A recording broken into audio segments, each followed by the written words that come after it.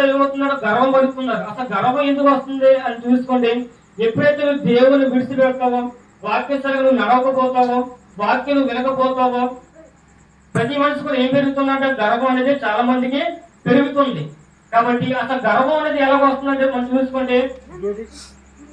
అసలు ఎందుకు గర్వం వస్తుందంటే దేవుని యొక్క మందిరంలో ఎవరైతే నిలిచి లేకుండా ఉంటారో, వాక్యసరిగా ఎవరైతే జీవించలేకపోతున్నారో ప్రతి ఒక్కరు కూడా ఏం కలుగుతున్నారు, గర్వం అనేది వస్తుంది. కాబట్టి ఏ విధంగా గర్వం వస్తుందంటే మనం చూసుకుంటే ఇక్కడ యోహాను రాసిన పత్రిక ప్రకటన గ్రంథము 2వ అధ్యాయము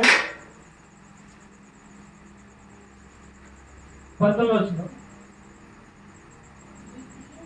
నీ క్రియలను, నీ ప్రేమను, నీ విశ్వాసమును, నీ పరిచర్యను, నీ సహనమును నేను ఎరుగుదును.